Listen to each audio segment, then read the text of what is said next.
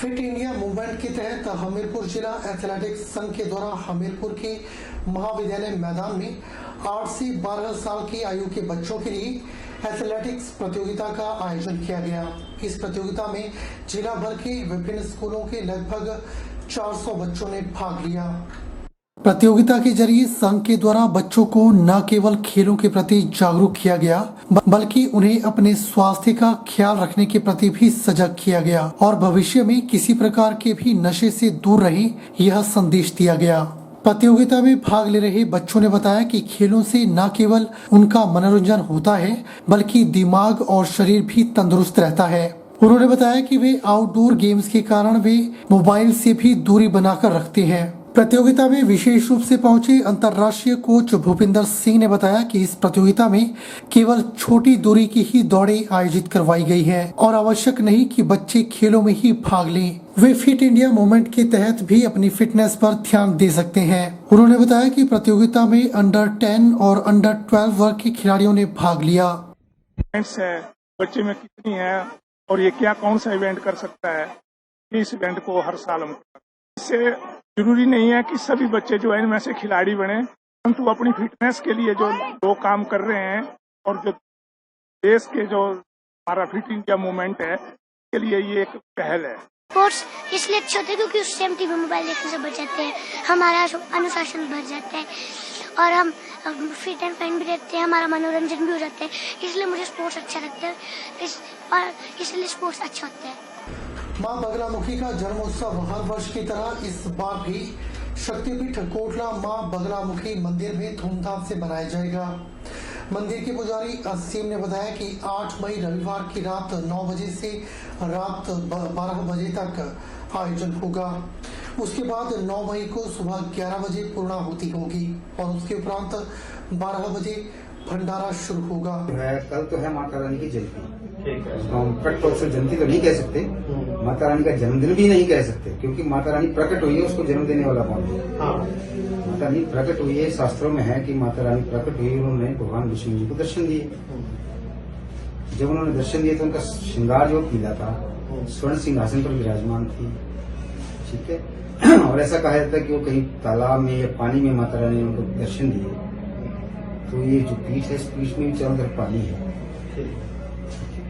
तो यहाँ का ये इतिहास है। यहाँ आज शाम को माँ का जो है वो हवन होगा, माता रानी की चौकी होगी, रात्रिकालीन जो हमारा लंगर का व्यवस्था होगी, कल सुबह 11 बजे पूर्णाहुति होगी यज्ञ की, और उसके बाद लंगर जो है शाम तक चलेगा। और माता रानी की इस जयंती के उपलक्ष्य में सभी भक्तजनों को बहुत बहुत शुभकामनाएं देता हूँ। इंदौर क्षेत्र में स्वयं सहायता समूहों की मातृशक्ति व किसानों को खेती के लाभों के बारे में जागरूक करने के लिए एग्रो इंडस्ट्री के द्वारा जागरूकता कार्यक्रम का आयोजन किया गया। जागरूकता कार्यक्रम में एग्रो इंडस्ट्री के प्रबंधक निदेशक JM पठानिया ने विशेष रूप से शिरकत की।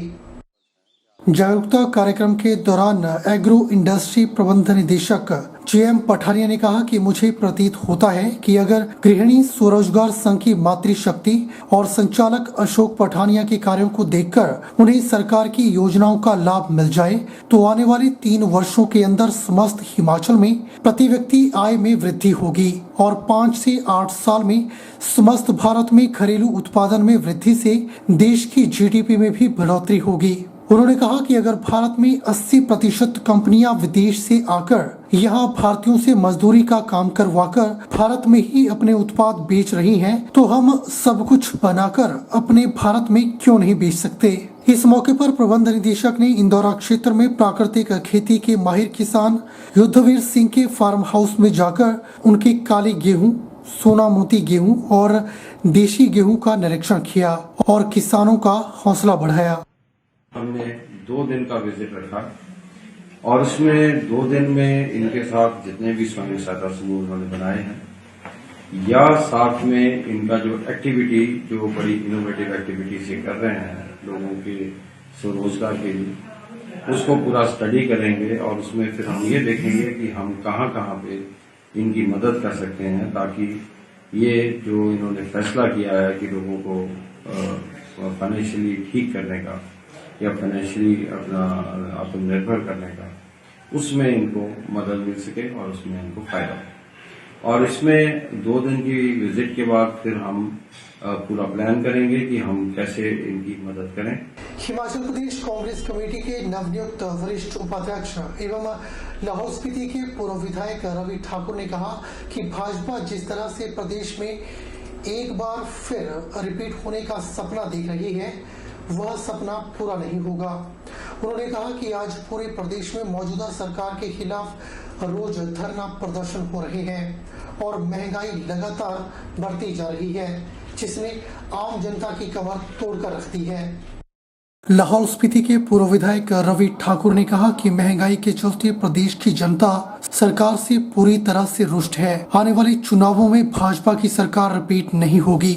वैसे भी हिमाचल प्रदेश का अब तक इतिहास रहा है कि यहाँ एक बार भाजपा एक बार कांग्रेस। रवि ठाकुर ने कहा कि संगठन की नई कार्यकारिणी को बनाते हुए कांग्रेस हाईकमान ने हर वर्ग को तरजीह दी है। उन्होंने कहा कि पहली बार जनजातीय क्षेत्र को वरिष्ठ उपाध्यक्ष का पद दिया गया है। उन्होंने कहा कि पार्टी की नई टीम विधानसभा चुनाव में कांग्रेस को सत्ता में लाएगी। रवि ठाकुर ने कहा कि आगामी विधानसभा चुनावों को लेकर कांग्रेस कार्यकर्ताओं ने मैदान में उतरकर कांग्रेस को जीत दिलाने के लिए जी तोड़ मेहनत शुरू कर दी है। उन्होंने कहा कि पूर्व कांग्रेस प्रदेशाध्यक्ष कुलदीप राठौर के नेतृत्व में भी कांग्रेस ने प्रदेश में अच्छा कार्य किया।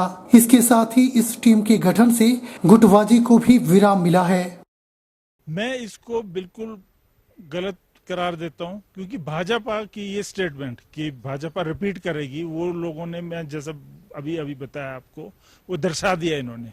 और जितने हर जगह एजिटेशन हो रही है, जितने प्रताड़ित हो रही है, और जो महंगाई है, आज महंगाई इतनी ज्यादा चरम सीमा पे है। पहले ठीक है, हर पूरे विश्व में बढ़ता है, महंगाई होती है 5%, 7%, 10%, मगर ये 300% 4-5 सालों में हुआ है। 60-70 सालों में 35 से 40% महंगाई बढ़ी है, प्रतिशत। तो इस तरह से महंगाई बढ़ना जो है, कमर तोड़ दी है गरीबों की, और खासतौर से मजदूरों की, किसानों की। तो लोग बहुत ज्यादा त्राही मची हुई है पूरे देश में, और प्रदेश में भी यही हाल है। तो भाजपा बिल्कुल रिपीट नहीं करने वाली है। और यहाँ हिमाचल में वैसे भी ट्रेंड है कि हर बार यहाँ पे फ्लिप होता है, एक बार बीजेपी आती है और एक बार कांग्रेस आती है। मगर धरातल में वैसा देखेंगे तो यहाँ कांग्रेस के ही माइंडेड लोग है ज्यादा, हिमाचल प्रदेश के अंदर ज्यादातर। आज के इस साथ में फिलहाल इतना ही। अब मुझे दीजिए इजाजत और आप बने रहिए SP 24/7 के साथ। नमस्कार।